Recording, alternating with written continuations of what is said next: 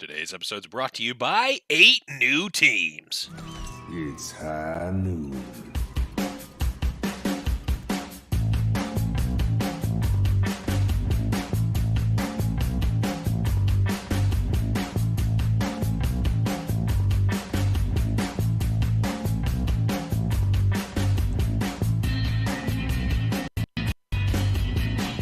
Hello, everyone, and welcome to High Noon Podcast, the competitive Overwatch podcast.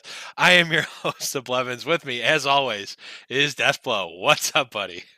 Not too much, man. You can tell the meme game from the pre-show is too strong when you can't not laugh through the intro. I need to close the chat because I just like had one of those like giggle fests at the beginning for so many reasons. But you guys, maybe we'll make fun of the Browns on the main show. You never know. I don't even care about football, but I couldn't stop laughing. Yeah, guys, definitely check out. You're really going to want to start hanging out in the pre-shows because they're getting weirder and weirder, and they're getting better. Honestly, they're getting better and better as time goes on. More people are showing up, and we're just having a grand old time. Twitch.tv/High Noon Podcast, 7 Eastern Standard on Mondays. If you can make it there, you're definitely going to want to. Yeah, I've got a lot of stuff to talk about this episode. So let's start with the housekeeping. We got some new patrons, new patron hype. We got David D at the $3 level and Yankee 027 at the $1 level. So guys, thank you so much for those patrons. Make sure that you get your messages out to us in some way, preferably on either Twitter or Discord if you can. You can do it through Patreon as well. But sometimes those messages are weird and they're hard to see. And I don't know. Patreon does a lot of good things. Getting their messages to me effectively is not one of them. But however you can, make sure that you do that so that we can shout you guys out and throw your messages on there. But again, thank you so much to David D and Yankee 027. Remember, guys, you always can support us over at patreon.com/High Noon Podcast. All of that support helps, especially as it's getting close to crunch time, man. BlizzCon is right around the corner.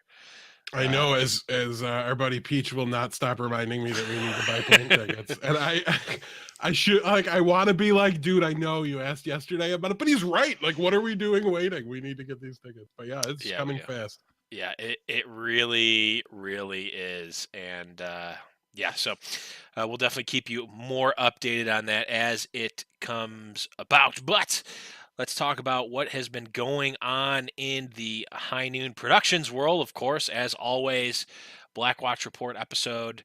I know they're always reporting in. I'm pretty sure that the finals happened after their last episode. So they're probably going to be they're going to be covering the finals in their next episode, I believe. And I believe definitely. They've got an interview coming up that had to get switched around because of some IRL stuff, but I believe they have an interview coming up as well. Thorn is in chat, so he might be able to correct me before we move on. But yeah, make sure you check out Blackwatch Report. They do have their own iTunes feed if you are looking to learn more about the contenders and Path to Pro scene for sure. As for Around the Payload, well, we sure did try to record an episode and literally had a power outage.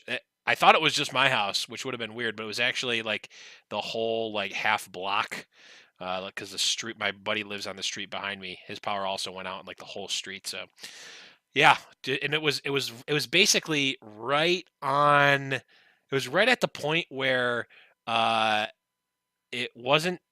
We didn't record for a short enough time where it was just like, whatever.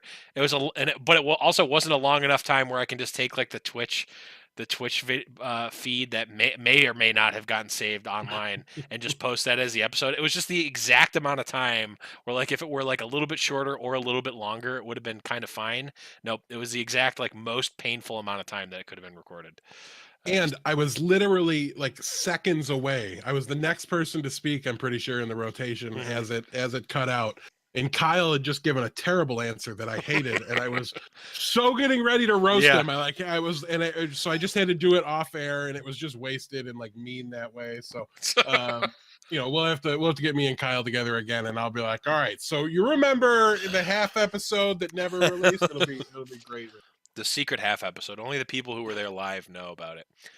But yeah, so unfortunately that happened. And normally we would just reschedule for tomorrow, but we've got the man, the myth, the legend himself, Uber, in the house tomorrow. So make sure that you're here 7 p.m. Eastern, twitch.tv/High Noon Podcast for that. You can also make sure you go into Discord. We've got the hot seat suggestions or hot seat questions text channel. It's opened up right now. So any questions you have for Uber, he recently won an esports caster award. He's just an all around great and hilarious guy. He's just one of the most entertaining people in esports right now. Make sure if you have any questions for him, throw them in there. If they're, we'll obviously kind of vet them, but really haven't had to turn away any questions. So anything that you want to ask him, make sure you do get it in there in the text channel. And then you can also tune in twitch.tv/Shining Podcast at 7 Eastern on Tuesday, the 11th.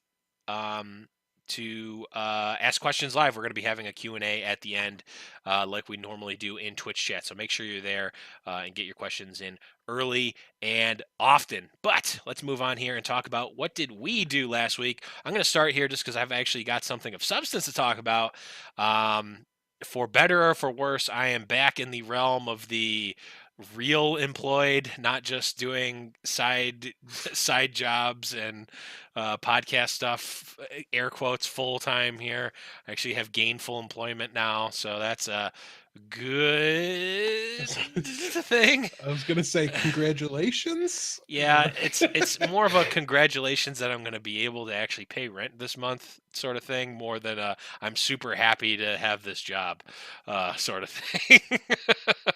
But yeah, so But if Blevins' new bosses are listening, he's very happy to have that job. And I can't am wait to actually show up very tomorrow. I am certain I'm certainly happy. Yes, and as Bob points out in the chat, everyone loved unemployed Blevins, but my landlord did not. So but don't worry, I'm going to try my darndest to keep the content going and flowing. I'm just going to have to, I can sleep when I'm dead or something. Not sleep. Yes, I think the it's plan. mostly going to be I'm not doing anything on the weekends, and I'm going to sleep. Like I'm going to just like go into hibernation on the weekends. I know how you can do like intermittent fasting. Can you do intermittent sleeping where I just don't sleep for 3 days and then sleep for a full day?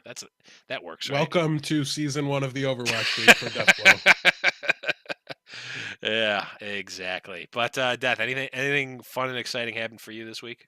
Football, it is back, and it Woo! is very exciting for me despite the performance of my team. I'm a big fantasy football player, if you didn't get that from the fact that we do a fantasy Overwatch League podcast and everything like that. So I don't even need my team to be good to enjoy football season. I'm watching football literally as I say this right now.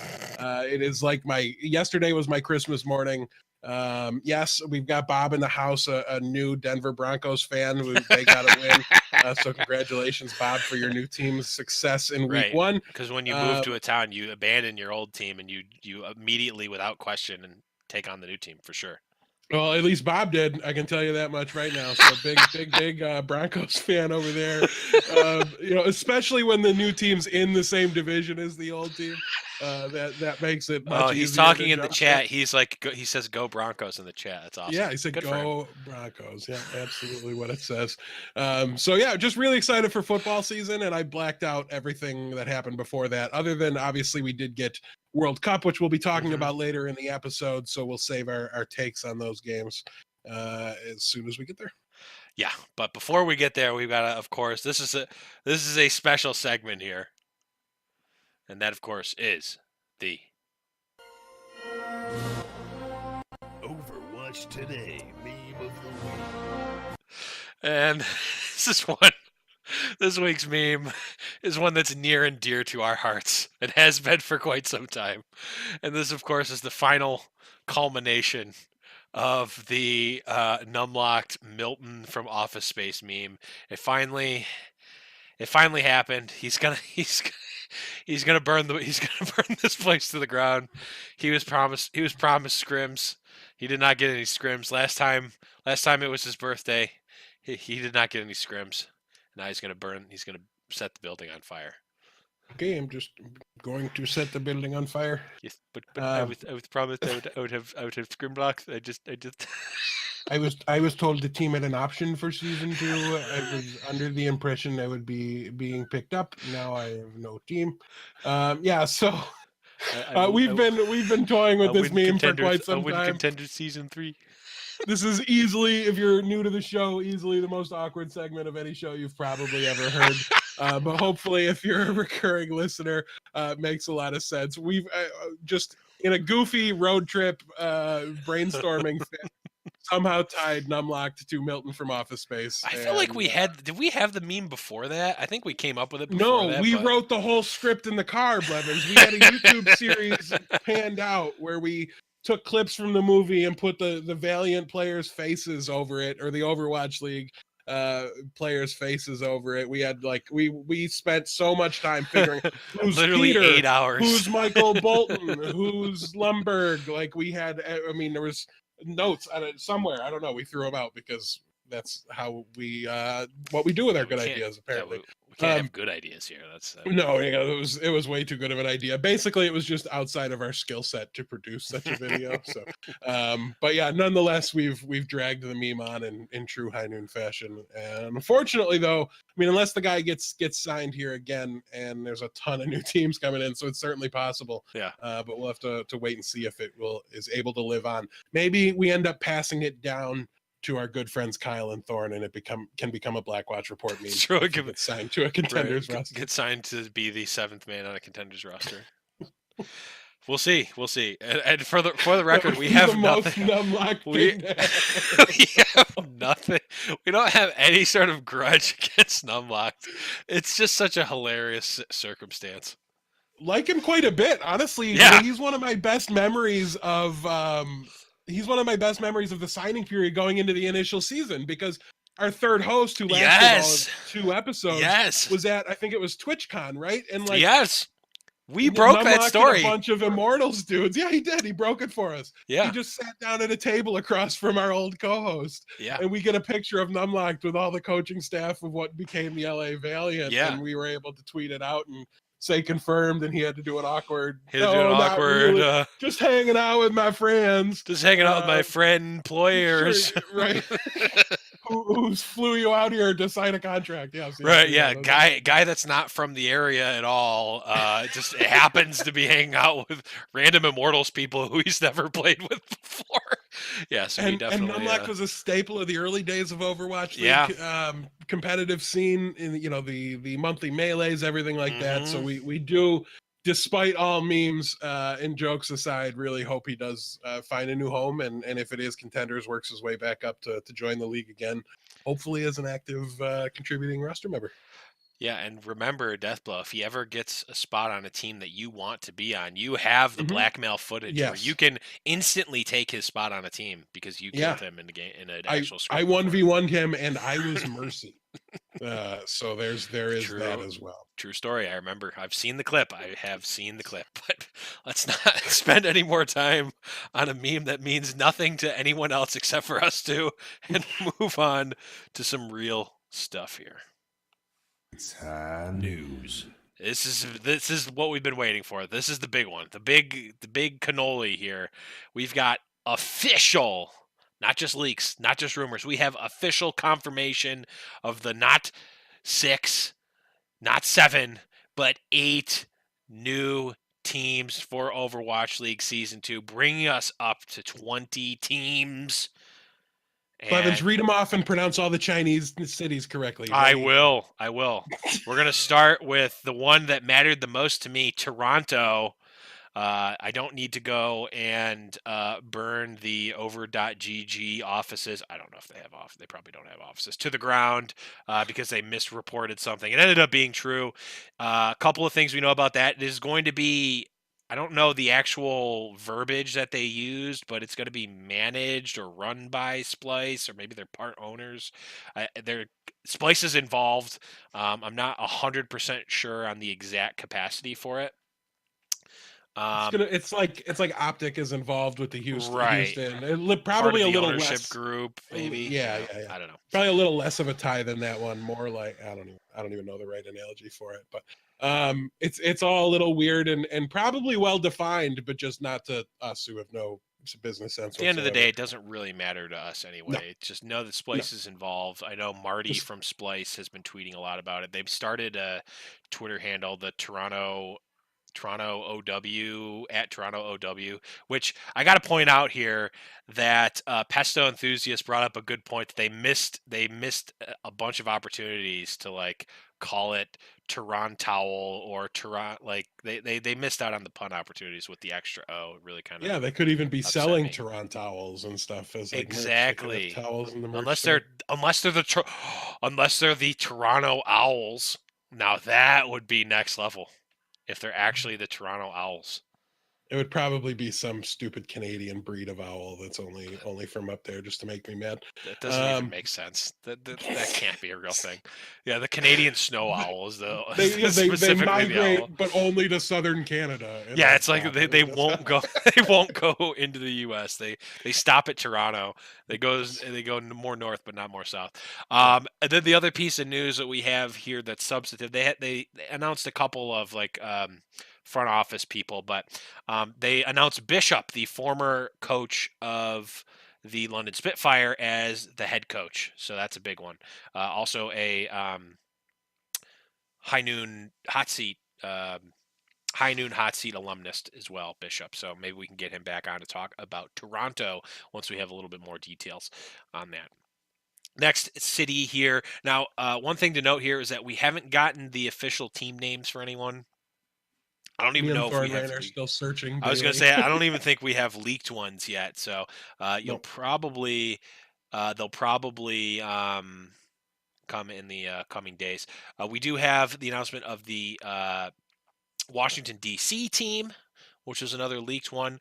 We also have the GM for them, which I believe is Kate from last night's leftovers. That was uh, actually on Blackwatch Report. I could be wrong. I'm pretty sure that's who it was. Um, so far the success rate of Blackwatch Report interviewees that get hired into Overwatch League is tremendous. So if you want a job in okay, Thorne Overwatch says League, yes. reach out to Thorn and Kyle to have them interview you. Yes. If recent events have been any Yep. indication, the Yeah, job offer will be in the mail. Arrow. Yeah, Arrow. Okay, yeah. Which also means we should probably be expecting Dogman involved in some sort of Overwatch League capacity very soon, right? Also, you should be expecting Blevins and Deathblow to be interviewed on the Blackwatch Report very, very soon. Yeah, for sure. Yeah, so DC also on there. Next up, we have uh, Guangzhou in China. We have Hangzhou in China, and we have Chengdu in China. I think Well, at I least think one I of them got it. sounds different than the other two. Right. So I think that's a I good one. have. I think that was probably I don't know, maybe 70% correct in terms of Mhm. pronunciation. We have three new Chinese teams, putting us up to a total of four Chinese teams in the league. Not many other details on them as well. We got Going one. Yeah. forward for these three, just real quick, we'll be calling them Team G, Team H, and Team C, almost regardless of what their branding is. So we'll Yeah. just realize that going into it, because I will never remember the names of those cities or how to say them correctly. So my apologies in advance. This is that's better than what I had them listed as in before when I was just trying to remember them off the top of my head because it was China 1, China 2, and China 3. So which was not Shanghai, good. of course, being China 4. Right, obviously Shanghai is China number 4. 40. China 40. Really Right, is what it is. China 40, yeah. For sure. That will never, ever in the history of the world live that down. We got one EU team, and that was the much adorned Paris we're getting. So that's nice. It's nice that we're getting Paris. It's not necessarily nice for all of the EU fans who wanted more than 2 out of 20 teams to be in the EU, but what are you gonna do? Take what you can get, I guess. My advice to European fans that want more teams in the league is buy one. because nobody else in Europe wants to. There you go. So yeah, I don't. They're very clearly with these announcements, and we had this conversation in Discord. Yeah. They're focusing outside of NA when they do these things. Right. You know, it might look, and there was some people expressing surprise, like we've got 2 Canadian teams and 2 American teams, so that's half the expansion league team, or the half the expansion teams are NA based. But Canada can't be just lumped in. You can't just use NA as a barrier to say Canada shouldn't get teams. They needed to get some representation in here. Right. And also when you look at this, 75% of the expansion teams are outside the US. That's a massive shift in the overall percentage of involvement and percentage of representation here outside of the United States. So I think they're doing a really good job spreading things out a little bit. They needed a big presence in Asia, and right now it looks like that's got to come from China, not Korea. Hopefully we do get the addition of a second Korean team going into season 3, because it's going to help a lot with the localization, the home stadiums, everybody traveling to play their games. That's really, really important to the league, that they can manage that with their road trips. So I personally love this list of teams, despite the fact that, well, I mean, Toronto was kind of the one we could reasonably hope to see. So kind of got that one. Yeah, we basically got, well, at least I did. I mean, obviously we would want a Buffalo, but that just wasn't going to happen. Well, it wasn't a reasonable ask. Wasn't reasonable. Toronto was reasonable, and we basically got our Christmas for that. We got our as close to our home team as we could reasonably ask for. But yeah, I'm not surprised at all that we got 3 Chinese teams, and it makes a lot of sense that we got them now, and not later, because whenever you see the esports reports that are like showing viewership numbers, there's always that like differentiation of like, this is with Chinese viewers and this is without Chinese viewers, because they don't watch on Twitch, or I don't know the logistics of it necessarily, but there is a huge market for esports and for content in China, and with the regionality of Overwatch League, and probably not entirely so, but in at least in some portion of Shanghai did not really do that great of a job of representing China as a whole. And if you look at it based on population, China really does need more teams. They've got the people there to spread it out. You don't want to lump, almost 2 billion people into, forcing them essentially into one team if they want to have any regionality. Let's break that up. Into Plus, you add teams. so many of them, they get to beat each other, and just becomes way less likely that somebody's winless next year. Well, I mean, Shanghai very much. It's impossible that China as a whole will be winless, but Shanghai probably still maybe could be. Unlikely, they'll find a way. Well, yeah, they'll find a way. But yeah, so not a surprise at all that we got 3 Chinese teams, and it makes sense now. Season 1, obviously, by at least everyone's PR response is it was a success, it exceeded expectations, et cetera, et cetera. Season 2, I mean, they need to be pushing. You need to keep pushing, especially when you're bringing in all this new influx of money, these new teams. You're still trying to sell to investors until they get to a point where they're like, okay, we don't need any more teams. They need to keep showing improvement.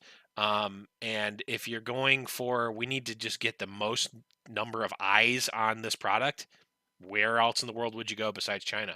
I mean, maybe India, because they also have a very large number of people, but I don't know enough about India to know if the infrastructure, they have a lot of people, but do they have a lot of people who are, able to watch Twitch? I don't actually know the answer to that, but if you're going to get that, you probably want that here. And also, this is also still in the season where we're not local yet. It's been rumored that season 3 potentially will be the first season where we're going to get local stadiums and stuff. So you build up, you've got your NA stops ready. You got, your West Coast, your East Coast of NA. You've got now Asia, I guess.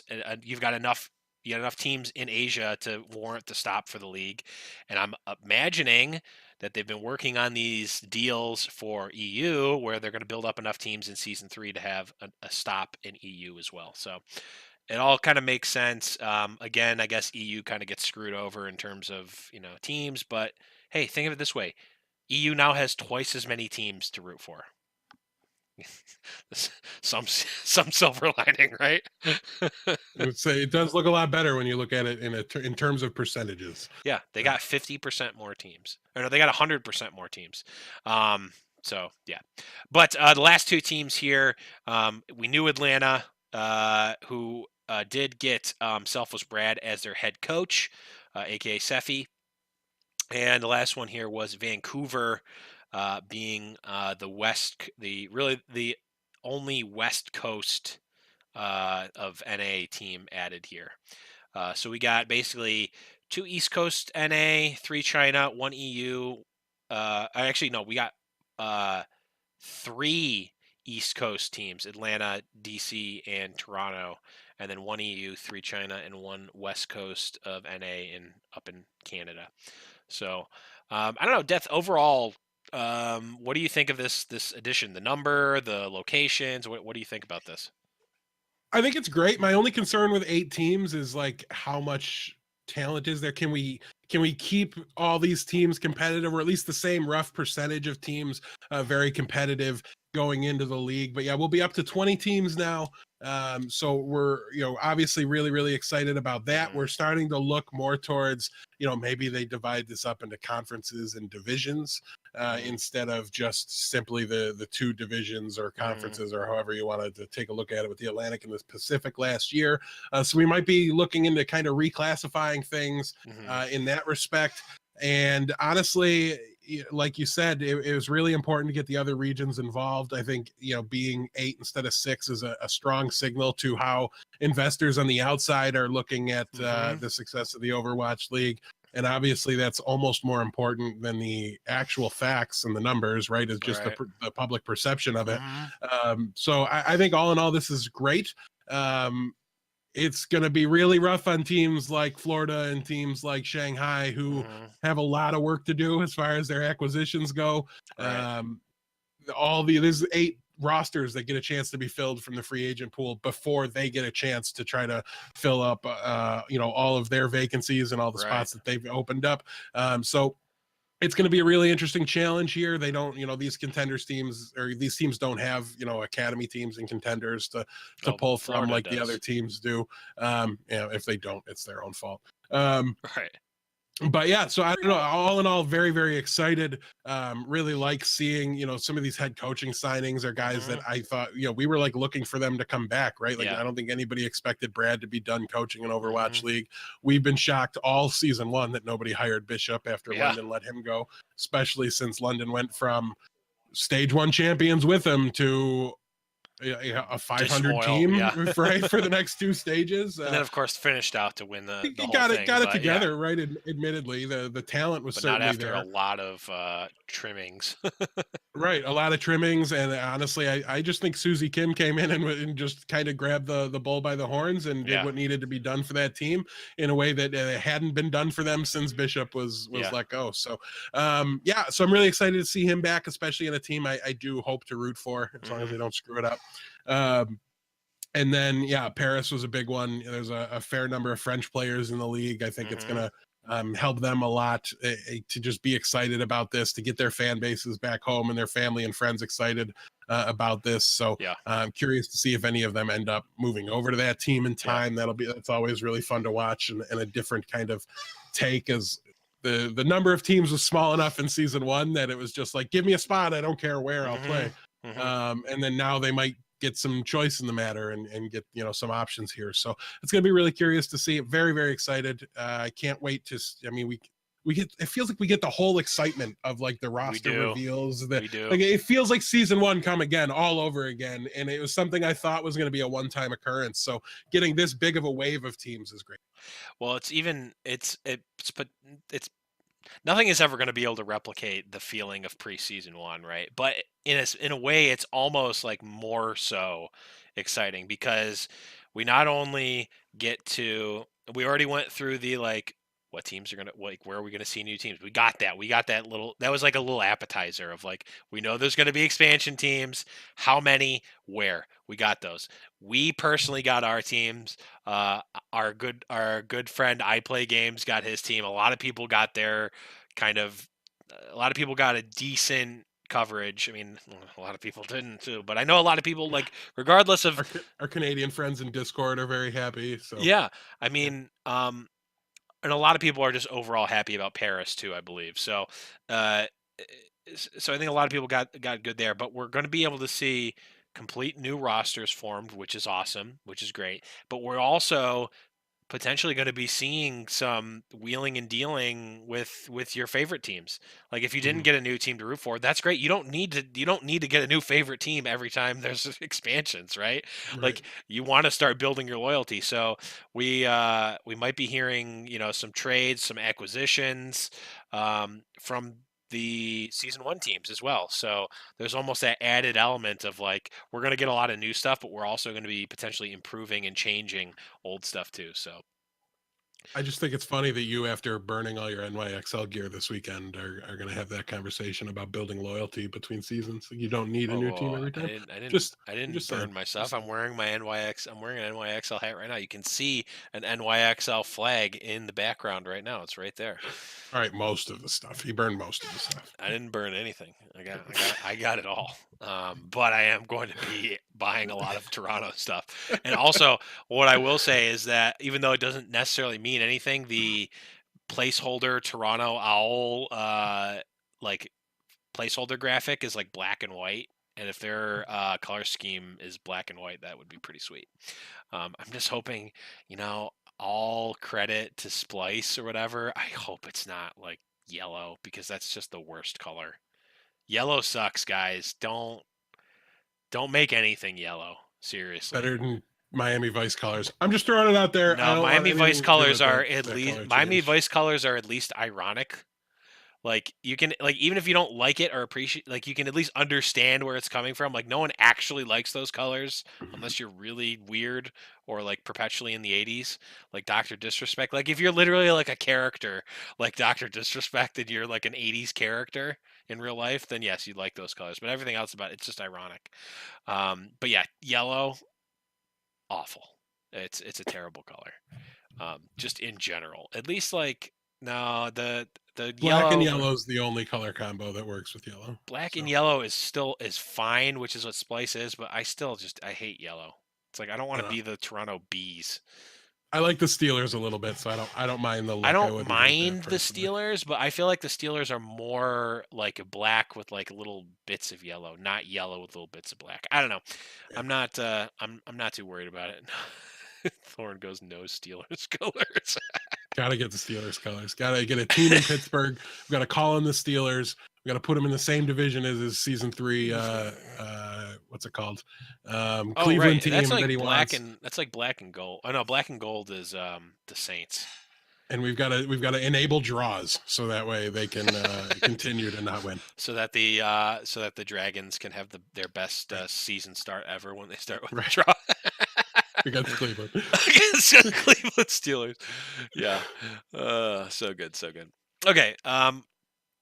So yeah, let us know what you thought about the teams. Did your team get in? Did you were you hoping for a team? Did you think that there would be a place that we did you think that there was going to be a city? Did you think that a city was going to get added in season 2 that didn't? Let us know. I'm curious what people. I'm curious how people feel about these. We did get a couple of extra drops here from season 1 teams, of course. Dallas announced that they are dropping Chips and Coco, but I believe is it just what? Just 2? Is it just 2? Is it just 2? Yeah, that's all they're dropping. Oh yeah. Only 2. Just 2. But Coco is moving to a coaching role, right? Yep, that I love. Yeah. And I think it's a great move for Coco and the organization. They needed that roster spot cleared up. Chips again, I understand. I'm a big Chips fan. Effect? You need him? Really? I was thinking the same thing. AKM, you need him? He's got it. Oh, all right, you can have him.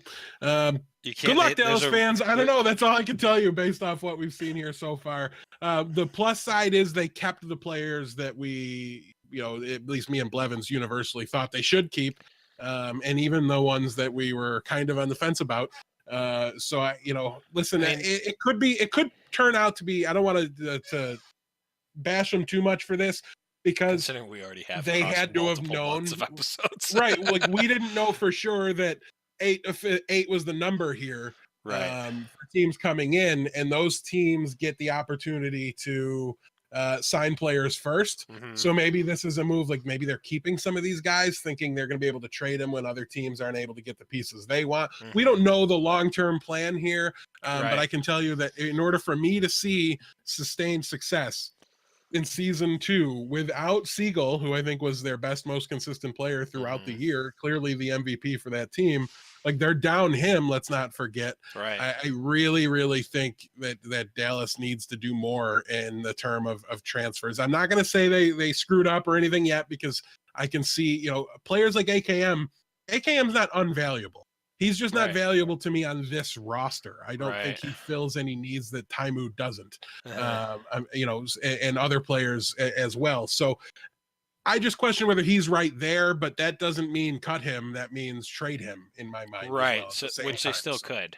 and Paris is joining the league, and he might want to go there pretty badly. So you never Right. know. This isn't me bashing them for it. It's just me saying, okay, it's not what I expected. So you've still got a lot of work to do in my mind if you're going to turn it. Right. And last week, Kyle and I were talking about some of the other trades or some of the other drops. And like, if a team wanted to trade to an expansion team, like IDDQD, for instance, the Shock would have to re-sign IDDQD and then trade him to the new expansion or whatever. So you may be exactly correct that they're keeping a player like AKM to sell the rights off to one of the expansion teams. And I have problems with other teams that didn't do that. I'm looking at you, Houston. Right. Fact Fiction should have been a valuable commodity. Right. I think he's somebody that it doesn't hurt to have him on the bench if you don't move him. You just have a great backup for Muma. Is that the best thing for him? No, probably not. But at the same time, I don't know that the mid-season players had the same option. He might not have been, but it's true. They could have had completely different contracts potentially. yeah, completely different requirements, and everything was mandated before, and maybe after those initials, it was just the agents were able to work it out. We don't know. That's a problem in and of itself. We've long been asking for complete transparency in all contracts, everything like that. But alas, only I think all the fans want that, so we still don't. Yeah.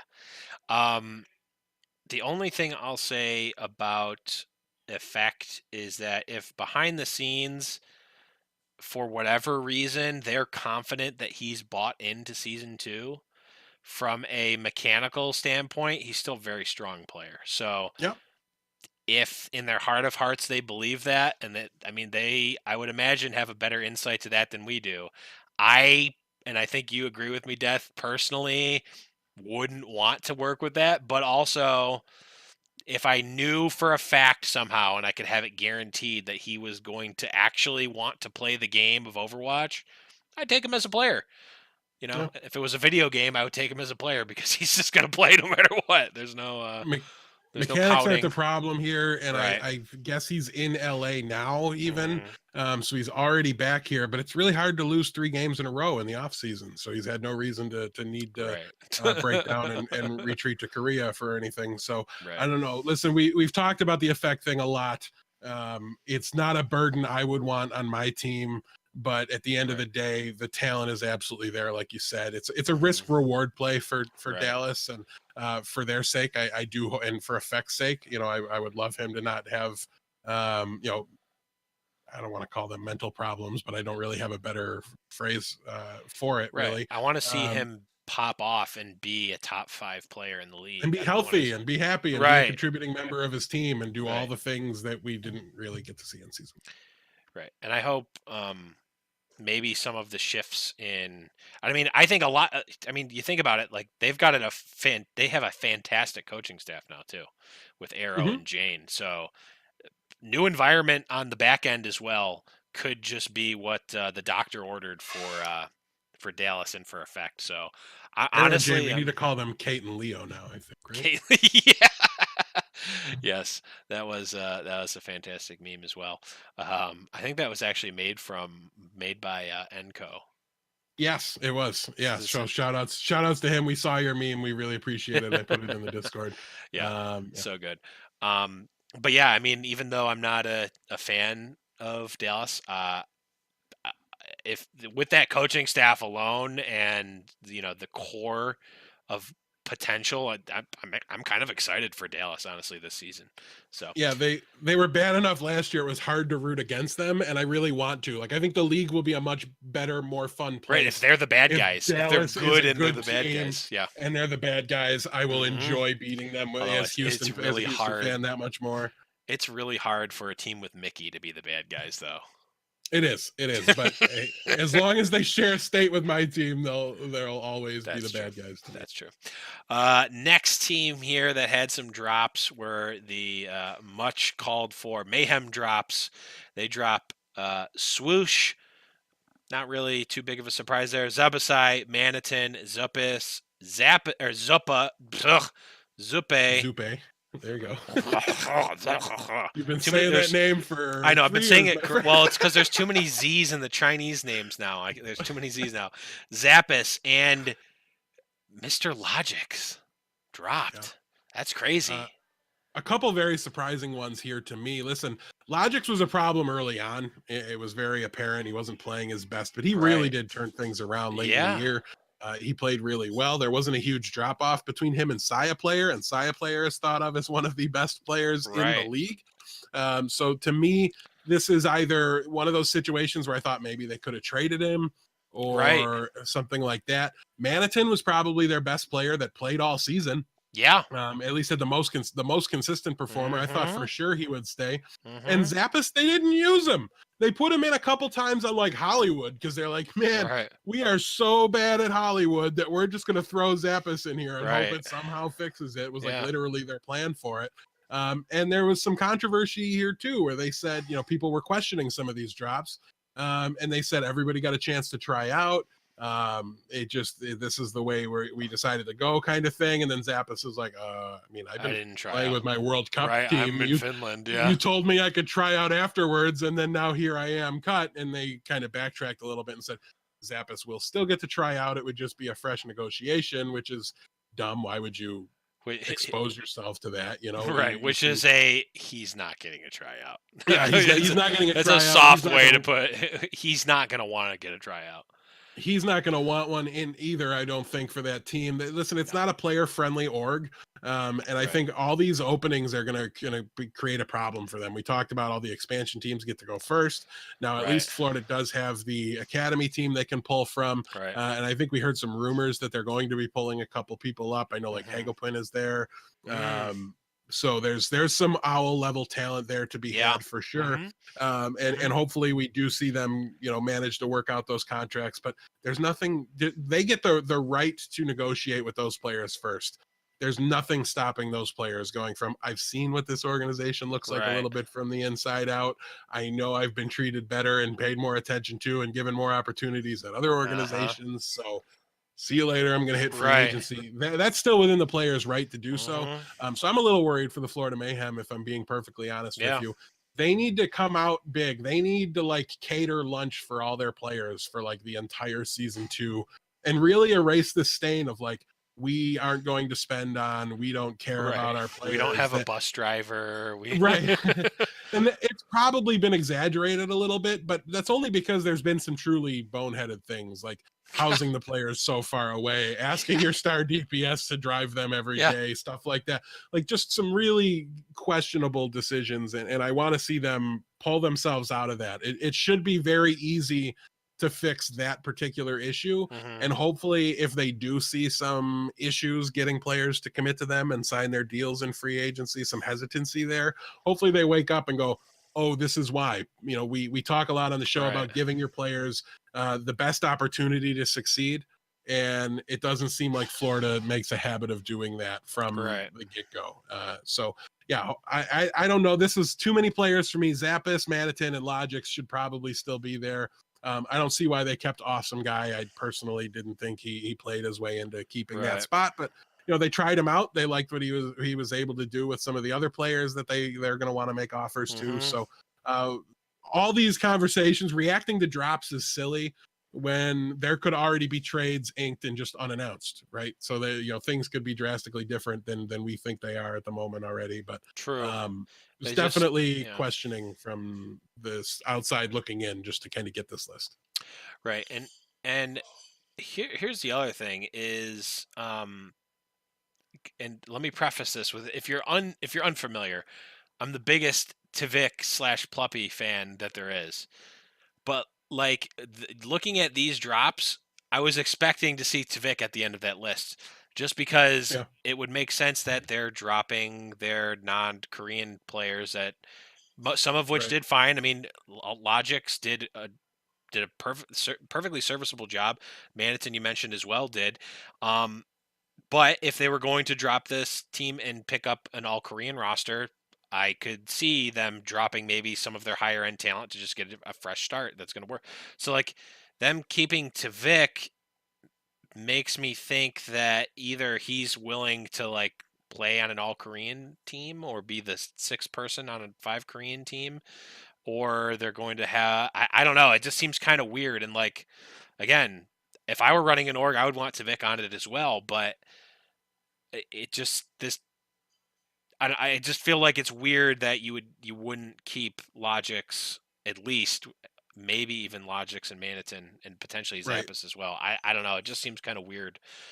They literally released Tvik's entire BattleNet friends list from beta going through to yesterday, and Yeah. kept him on there. So it's Right. a little weird, but like we said, there's a lot that can still happen, might still Right. happen.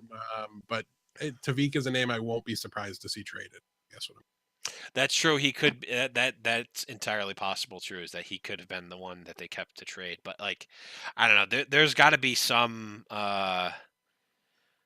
There's got to be some business reason that they're differentiating like trades and drops or something. Maybe like they behind the forgot scenes that they we need don't know. bench players again. They're just Right. planning to go with Yeah. This is their starting. This is their starting lineup. These 3 players. Yeah. Yeah. I just. I don't know. It just seems very. It seems very weird. Those drops, but at least at the very least they're cleaning house and they're going to have to bring on a bunch of new players, which is basically what they needed to do. So last new batch of drops here, as we alluded to earlier, were the LA Valiant, where we lost Numlocked, aka Milton. Rest in peace, friend. Verbo, Finzi, who I can count on my fingers the number of people who realized he was a player in Overwatch League, and Grim Reality, who was shifted to a coaching role before. So like, why was this even announced with the players? I don't know. Yeah, super weird, because when you take these 4 players and subtract them from, like, did they have 13 on roster before? Because you cut Grim Reality last season. I don't know why they're announcing it. This is why I want transparency with the contract. Right.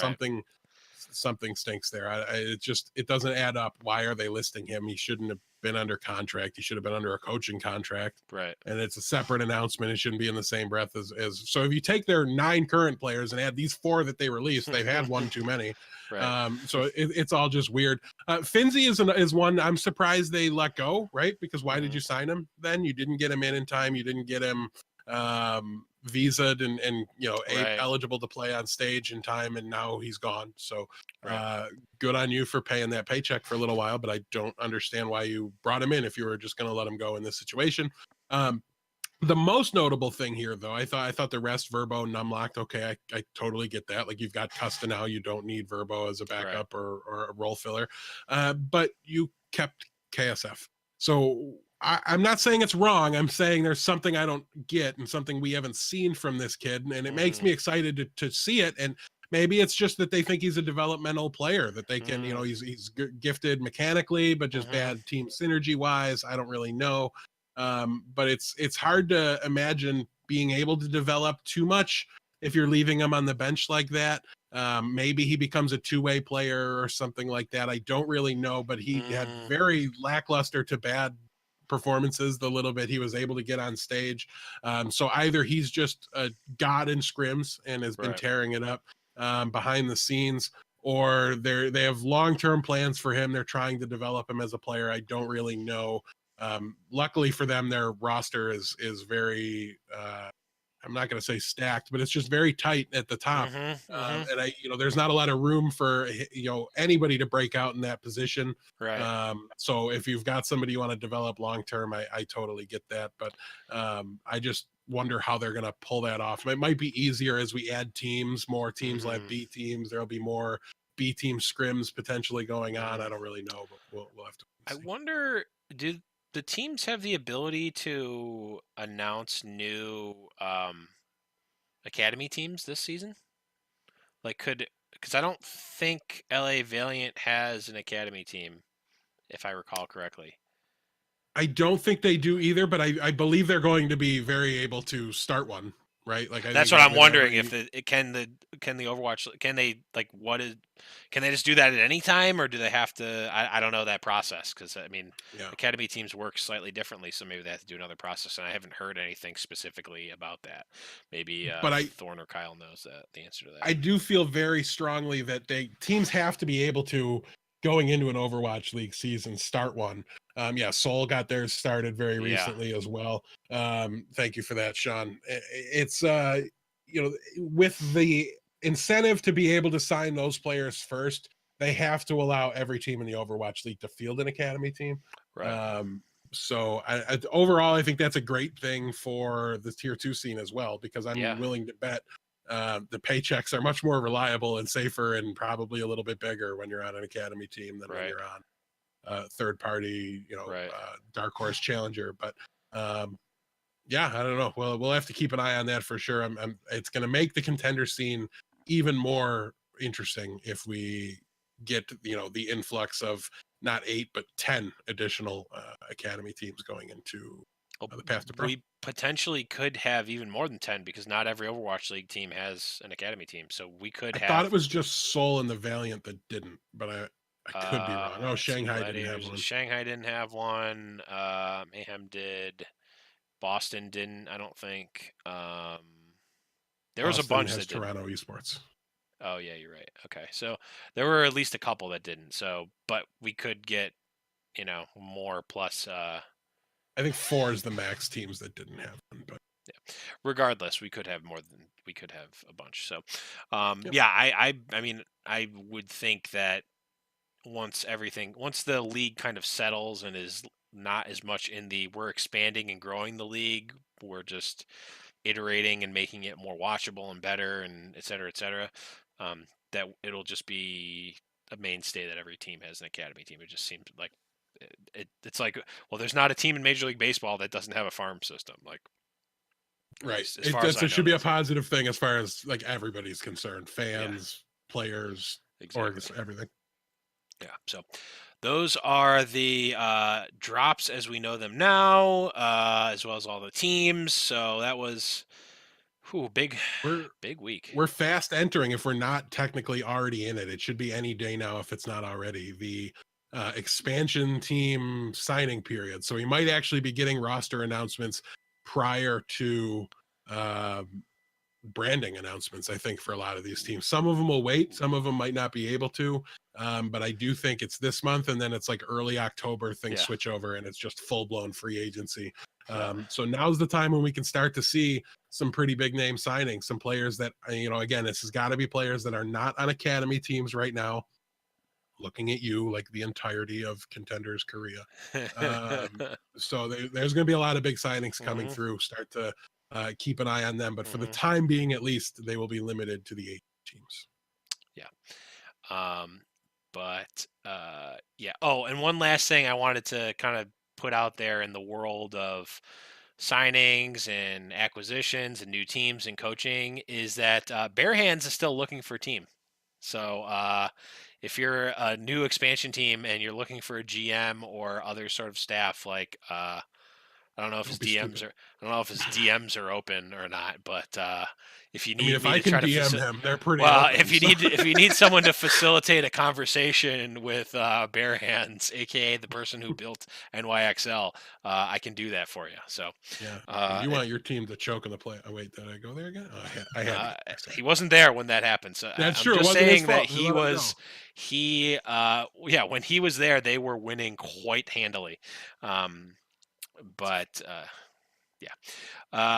Okay, let's move on here too. It's tournament talk.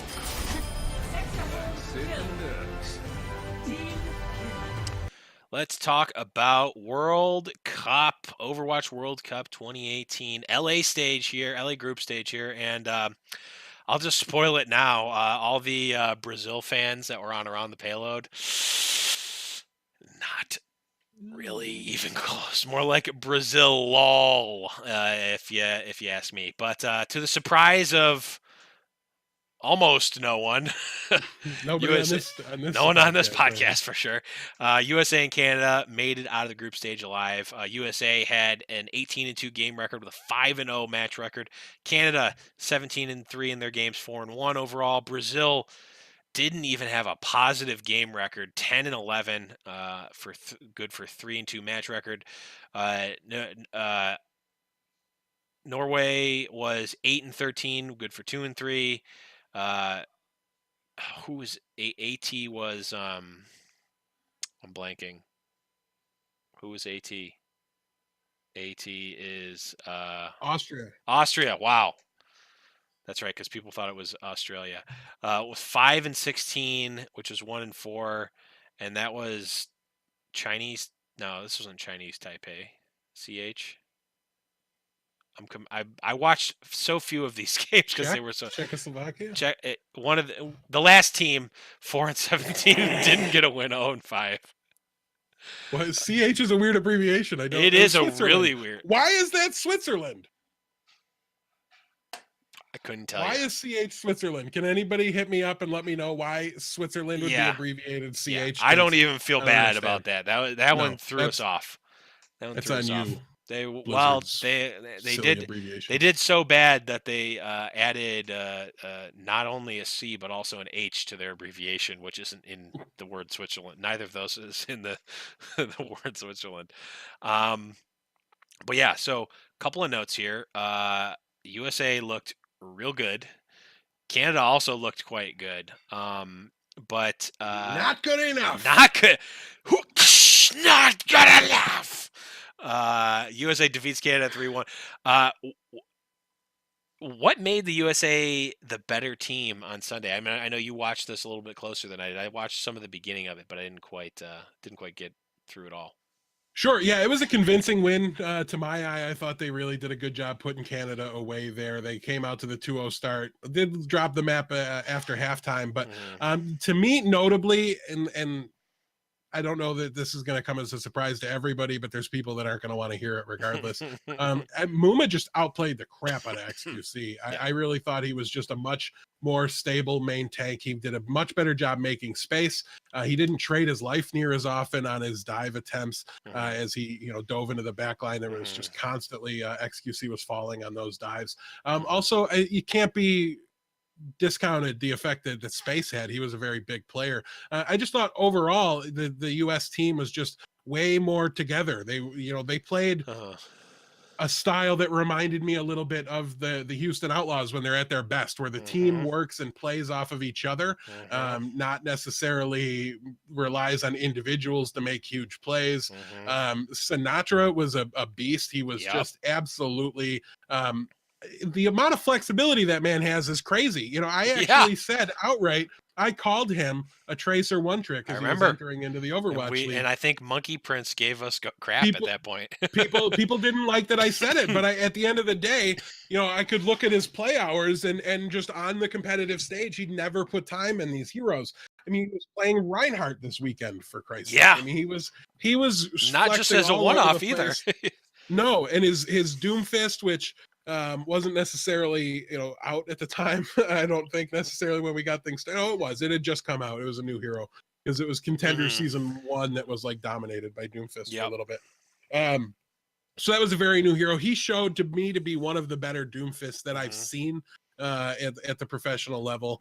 Something I didn't know was in his hero pool. So I thought, on an individual level, I did think the DPS outperformed Canada a little bit, but for the most part, I thought the tank line was great. I was a little nervous about Moth on main support. I thought because he did fine. we'd never seen his Lucio before, Right. though, right? At least on that level of stage. I thought he did a great job, though. Mhm. He was big. He had some very big sound barriers. The timing on those was great. Mhm. And yeah, just a few less picks in And the back line on the U.S. side of things. And listen, I said it a couple times too. Bonnie got caught out a little bit, and it reminded to you a the lot of what surprise of happened no with one. Houston. But I don't think it was the same thing that was like going on with him in Houston, because Uh-huh. when he was with Houston, it was just like it felt like he was in bonehead positions, and I don't really remember seeing that from him here Yeah. in the World Cup. I just think when your tank line gets beat and the U.S. side is just doing a much better job Well, of creating space for your yeah. team, and obviously Raucus is going to be the primary dive target, and it's not necessarily going to be Bonnie. They did a good amount of I think flexing Canada did with their supports as well about who played what. Obviously Yeah. Crimzo was locked in on the Zen whenever possible, and he was an absolute beast. But yeah, honestly, I did think US was just a stronger team across the Mhm. board. It's kind of the impression I had going into this, right? Where I think the only people that were worried about the US were people that thought they were doomed because they picked Raucus over Sleepy. Mhm. I Raucus looked never real good really. this weekend. Raucus looked great. His Anna was better than I remember it to be. Mhm. So I think it was great to see. As a Houston fan, I'm pumped to see that as well. But it's going to be curious to see, going into the next stage, what the meta will be, how that Right. might affect things, because I do think the US roster was a little more well equipped to handle the current meta. But again, we talked to Bare Hands about how this team was built, and flexibility and just the adaptability was very big from all their players. Mhm. And I think that showed in spades this weekend. They did a phenomenal job. Only dropped the 2 maps all weekend. One of them to Canada, the other one to Brazil, I want to say. Yep. But yeah, so very, very convincing performance here from the US. And honestly, I almost thought it was more convincing than the South Korean performance. I think it was, Um, honestly. because South Korea struggled with Finland. They snuck Yep. by that one, and maybe they were memeing a little bit, not in that matchup, but in some other ones. But I don't know. I think it's going to be very, very close between Mhm. these two teams, the I think it's US gonna and be a South really Korea. good match. They're both stacked with Overwatch League talent. Yep. So it's going to be real exciting to see, and I'm really Mhm. pumped we're going to be there with how good the US team looks for sure. Yeah. So a couple of things on Bonnie and getting caught out. A, that's kind of what Bonnie is known for and does all the time. But B, uh, two of his teammates are on the opposing team and know him and his flaws or his Mhm. mispositionings or anything better than anyone else, literally, because they have to deal with it on their own end. So, you know, Not even his mispositionings, just like where he likes where to he likes stand to on these stand, where maps, where he his likes to good be, positionings. what he likes to focus at what times, how you can like if you know exactly like the normal calls of like, oh, he's going to jump over to the Winston at whatever at this point, it's like, well, Muma has direct control and is beating and outplaying XQC. So he can almost kind of like play the mind game of baiting Bonnie in and letting his team know, like, hey, I'm going to get XQC down to this point and Bonnie's going to jump in at this point. When I call it, just dive me and we're going to kill both of them. Like that could, like, very well could have happened for sure. Yeah. The other thing here is that I think, um, maybe even more so than we've seen in the past. Um, well, I guess definitely more so because Overwatch League didn't exist last. Overwatch League hadn't happened. Season 1 hadn't happened at the last World Cup. We saw very clearly and definitively the difference between the teams in the World Cup that had a full roster of Overwatch League players and the teams that were the best that the country could support. Brazil was an entire cohesive team, all one team, just got trounced by the Overwatch League squads. It was like watching the USA basketball team like in the Olympics, like where they have literally like better than the All Star team because they pull from multiple conferences, uh, better than the All Star team versus like the Brazilian national basketball team. It's just not close. Although now the All-Star team would basically be the Olympic team, right? Because LeBron's in the same conference as Golden State. Yeah, probably. So Now you just it would shove be. LeBron into the Yeah, Golden the State Western, Warriors, and you've right. basically got the best basketball team humanly possible. So I mean, you're not wrong. I mean, you would probably, well, actually, you arguably wouldn't even put Kyrie Irving on that team because you have Steph Curry to play point guard. So it would really be a preference thing. But yeah, no, you need a bench. You can put Kyrie Irving on your bench. that's true. I mean, he'll probably be injured if statistically he's likely to be injured at that point. So Classic Kyrie Irving. I don't want Here's the thing. Kyrie Irving is. Kyrie Irving is great. I love Kyrie Irving. Although I don't want Kyrie Irving on. I don't want Kyrie Irving on. You actually have a reason to hate him because he plays for Boston. Oh, scumbag!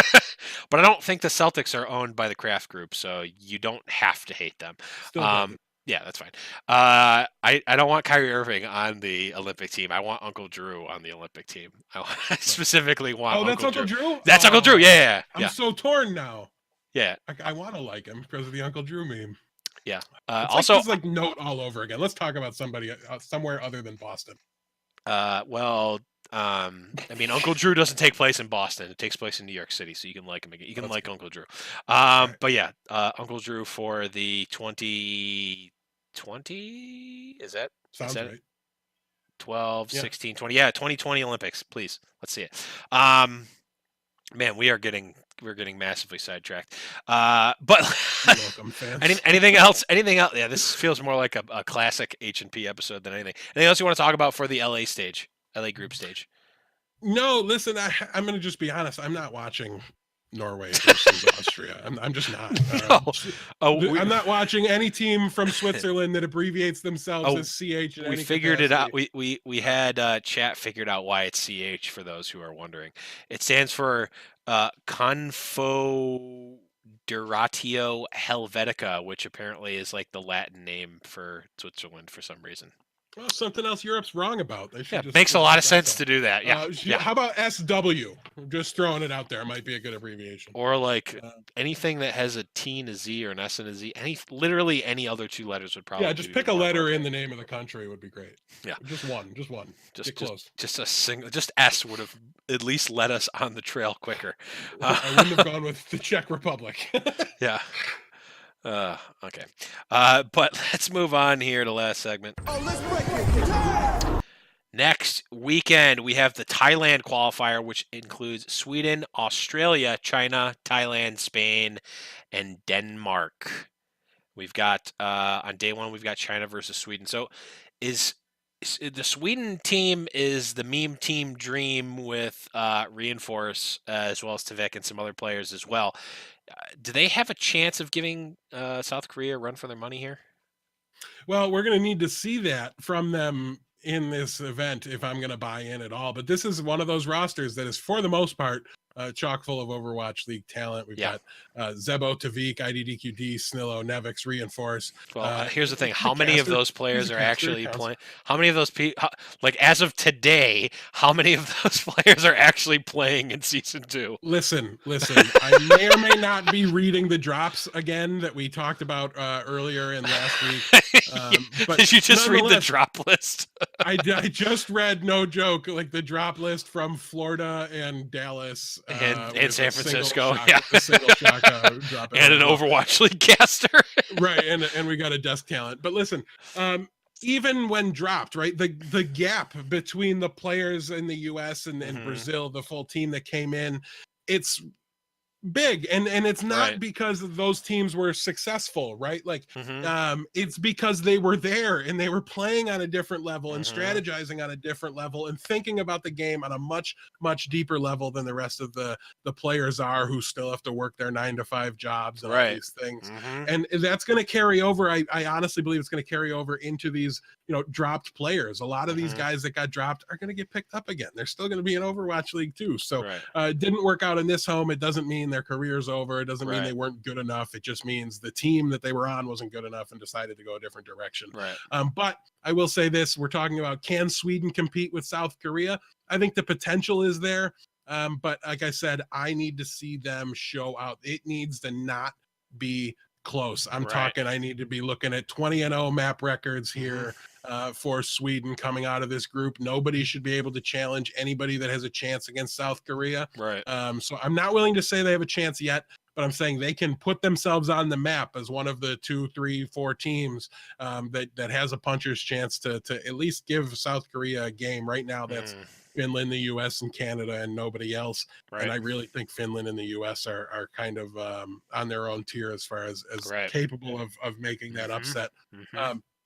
But yeah, listen, if Reinforce comes in, plays tank, and he's every bit as good as your average Overwatch League main tank, then yeah, with Nevix as his flex, flex tank with Tavik and IDDQD and Yeah. Snillo on DPS, there's a lot that can go right here for this team. Mhm. Yeah, Nevix or Manitin, like there's a lot of really good options here. There's a Yeah. great opportunity for them to build a really strong roster and get the most out of it. So I don't know much about their coaching staff, but I know their players should be able to serve as their own coaching staff with all the prep and all the the game planning they've done throughout Overwatch League Season 1.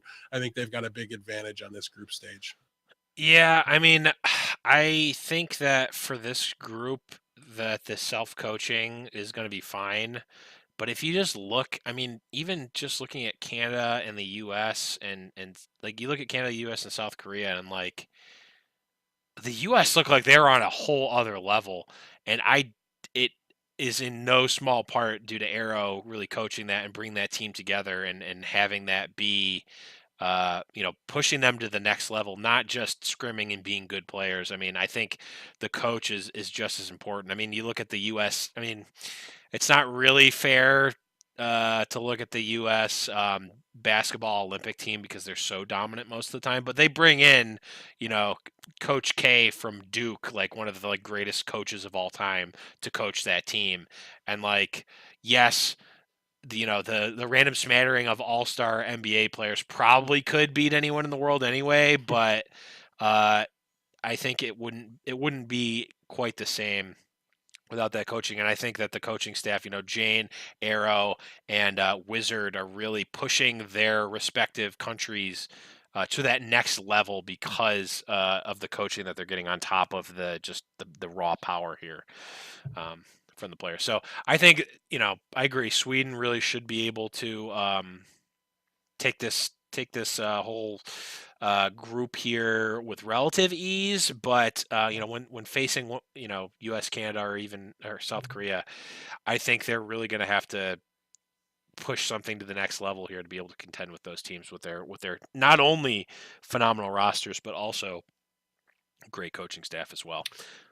Yeah, I'm also keeping an eye on China here, and most notably, the very first day has China versus Sweden. But with all these Overwatch League teams expanding into China, Right. some of these teams are going to want to use some of their hometown players, their Right. home country players, and I'm not sold they're good enough, right? Shanghai really just shattered any confidence I had in the Korean player base and the Korean scene, Well, which yeah. was little enough as to begin with. So I really want to see them give Sweden a run for their money. They can do two things here. They can eliminate Sweden from serious contention by giving them a serious game, and they can Right. also elevate a good number of their players, the ones they bring on their roster, and say, hey, listen, look at all those Overwatch League players we just beat. That would be a big deal Right. for them. This is their To tryout right find now. They're homes, open tryouts right now. a, a big tryout for Yeah. honestly for even the players that aren't there. It's just something that we're gonna have to keep an eye on. I love that that's on the very first day, and we'll get to see that. Also, there's a good amount of Overwatch League desk talent going to Thailand to handle this event. Yeah. So the English broadcast will be well tended. Yep. Should be a lot of fun to watch. And I think that when we initially talked about this, I picked Spain to be my number 2, but since then Neptuno's backed out, and that kind of gives China an opening and an opportunity here to really step up and claim that position and claim that spot. So I think we've got to watch Spain, we've got to watch China, and then we should expect Sweden to be able to run away with this one. Yeah. And the one thing notably about China and Shanghai, really being underwhelming was that a lot of the good a lot of the best Chinese players just weren't old enough to play in the Overwatch Yes. League. So potentially, I know there's still a number of them that are still too young for this year too, but we might see a little bit of a level up here. So it'll be interesting to see because I think they're like you mentioned, like they're probably playing for spots in the Overwatch League at a more magnified level than any other country for this Hmm. Overwatch League, with the exception of like specifically Zachary, who like I mean, come on, come on, he's gonna get a spot if he's almost certainly getting a spot here. But yeah, so I think there's going to be a couple of good matches to watch in this one, but I mean, I don't know how much of Denmark, Thailand I'm going to be tuning in for. But and I mean, the other thing to note here is that Australia made it to BlizzCon last year, so maybe they a dollar in a dream. Maybe they can pull something off here. I mean, honestly, like Sweden, I agree with you, is kind of a lock, but like Thailand or not Thailand, maybe Thailand, China, Australia, maybe Spain, all in the mix potentially for that second spot. So even though I don't expect some of these matches to be the greatest, I think that they're going to be playing for something, which is more than can be said for the LA group stage, which was just like very clearly once we saw I think Brazil versus Canada was before Brazil USA. Once we saw that Brazil wasn't putting up a fight against Canada, like it was just like, okay, this is done here. This has been confirmed. So And keep an eye out for Australia. They surprised me and played really, really well last year. yeah, That might be kind of your dark horse team that could come out of this group. yeah, for sure. All right, I think that's gonna be it. We're right at about where we want to leave off anyway, at an hour 15. So any last minute stuff we want to talk about? No, watch some football this weekend, guys, because it doesn't conflict time wise with the 11 p.m. starts we have for the World Cup. True. All right. So enjoy your football. Enjoy the fall season, which seems to have started. So we'll probably have, I don't know, 2 more days of that, and then it'll be 3 feet of snow here in Buffalo. It gets So into like the 80s next oh, week. does it? So we're Yeah, going it from gets- fall back to summer, and then we'll probably get another 2 days of fall and then winter. Yep. Boo. It's the I want longest it. fall we've had in forever. So I know. take it. I really want it to be like it was the last 3 days. Well, not today because it was like torrential downpouring, but the last 2 days before today, I wish it was like that all year long. Like it was like 60s, like mid to low 60s, just like nice, cool, kind of like dark. Oh, it was great.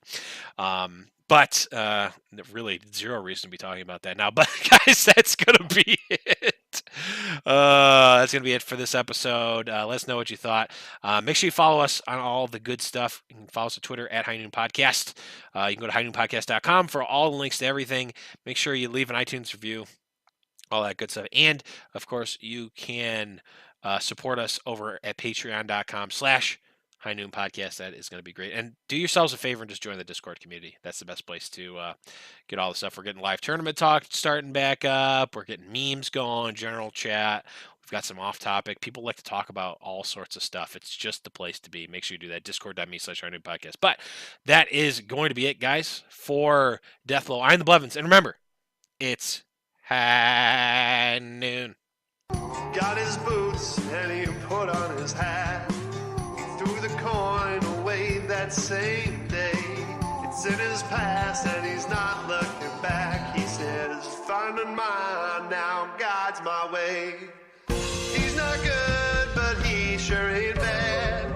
He'll make amends for the sins that he has. He says, I'll change the world one bullet at a time till I find mine. We need the Shanghai Dragons to start with a draw so that they will start with the same record as the Cleveland Browns.